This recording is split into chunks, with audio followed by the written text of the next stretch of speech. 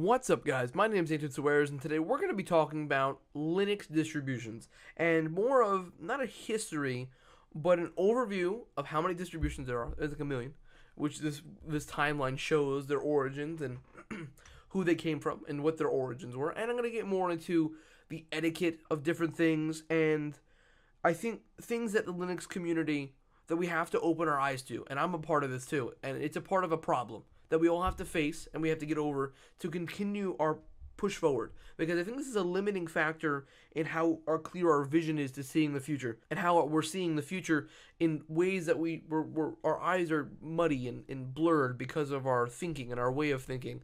And I think I want to clear that up in this video and talk about it, because it's not really being talked about enough, I think. So the first topic I want to get into is look at this timeline. Oh my god. This video, I just want to make a kind of like a warning here. This video is going to be all over the place. I already kind of tried it already when I just went on a tangent. So expect a tangent, but I'm going to try to keep it a little bit more contained this time around. So in this timeline, you can see all the different branches that branch out from Debian, and then going to, I'm going to say it right this time, Ubuntu. Yeah, there we go. Because I say it wrong all the time. I say Ubuntu. It's incorrect. And you can see a bunch of other like stragglers, like little Linux distributions that didn't originate from anything, and they just kind of almost died out. That didn't originate to things that are modern. And see, these things died out in the, what year was this? In the early 90s, I think these were. Yeah, in the early 90s, these things. In the late 90s, these ones died out. They didn't last too long. But other ones that we have now have continued living till much now. We have Slackware. Slackware's here, and that continues on for as much as we have now. We have Slackware ARM. So a lot of the main branches are still alive. And one thing I want to point out is a difference in opinion. And I'm going to start getting into the opinion part of this video, where a lot of comments that I've seen in my videos and other people's videos and on forums and different things like that, we have hostilities to other distributions than our own. So for me, it's Arch Linux. I love Arch Linux. But then it's for other distributions like Debian and Ubuntu. We always have, I always say either I'll put it down or things like that, and other people will put it down because that's not their distribution of choice. And for anything, if it's for consoles, if it's for other operating systems, people like Windows, people of Mac, people of Linux, it's always anything. Anytime you have a difference in opinion, there's always going to be people who choose sides and then fight it out in like a battlefield. So in any situation, this is everywhere. And I think that when I get to the etiquette part, then the etiquette should go for anything we talk about on the internet in general. So what I want to talk about is this timeline shows that we're all connected. Can I zoom out? There we go. That's a crazy view of the timeline of Linux. And all these connecting lines show that we're all connected with a similar ancestor. Debian, either Debian or whatever other distribution we use, Slackware, whatever Linux distribution you use, they have the common ancestor. And even back to the Linux kernel, GNU Linux, we all have that common ancestor.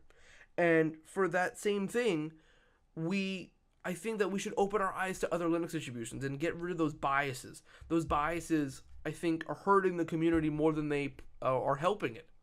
And I think the more getting to the etiquette side, how we discuss these things, we should get less hostile in the way how we think, in the way that we do things. We should get a little bit less hostile in how we comment and discuss things in forums, so we can make a more productive conversation instead of having a fight or a battle. And this goes again for anything, consoles, other operating systems. We shouldn't have a war for the sake of having a war. We should have a productive discussion. And this productive discussion should be about things that either we said, like for me, if I say something wrong in a video, and that's why I always mention at the end, if to comment in the comment section below, is because I want to have feedback. Because when you have feedback and you have other people see what you're doing and comment back, that's productive in any situation. That's productive.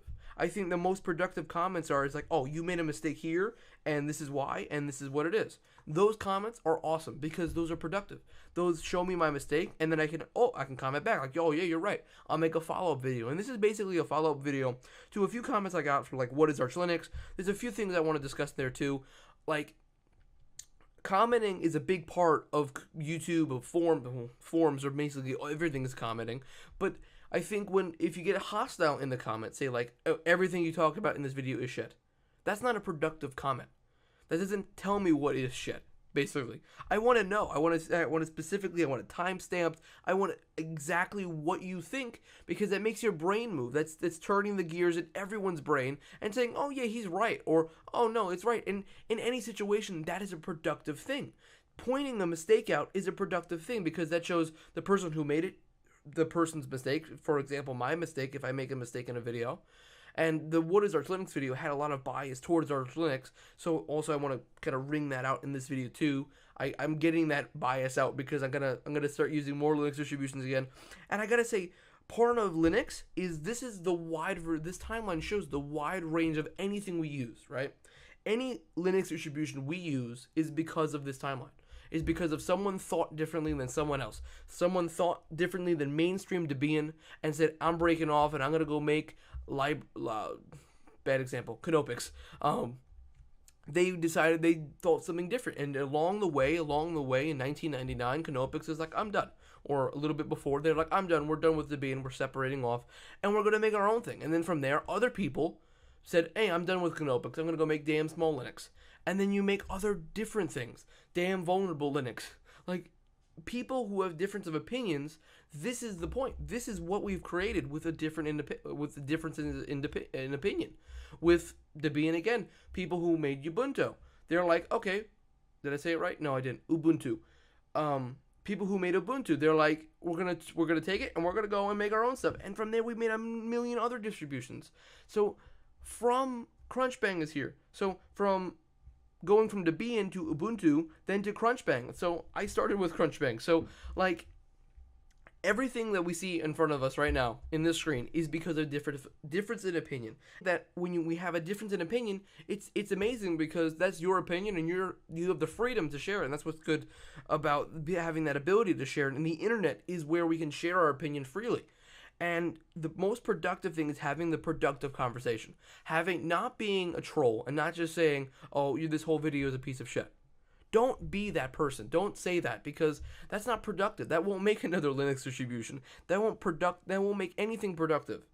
Challenging a way of thinking is amazing, and it's what we should do as being human beings. We have that ability to do that, and that's what our minds are capable of. But we should do that in a civil way, because doing it in a civil way makes other people's minds continue to move and think on what you've said. And having that ability to say, if you say something productive, and someone reads that and be like, yeah, they're right, or no, they're wrong, and that's our decision, and that's our choice. And from there, we get to think and make ideas off that. So that's the most productive thing. That's why I think YouTube is one of the most amazing platforms, because we have the ability to share our ideas and share our information we know and things we know, and be able to spread that across the internet and teach other people. So in the videos that I make about Linux and things like that, there might be mistakes. And if you feel like you see a mistake in one of my videos, point it out. Point it out. That's why they're there. They're not because they're there to teach people, but they're also there to make your mind work, and they're there to make you think. So if I said something wrong and you think you know better, go ahead, say it, because that makes me think. Like, oh, that's a good point. And I'll say that. I'll comment back. That's a great point. And things like that. It makes a community even more worthwhile when they're all productive.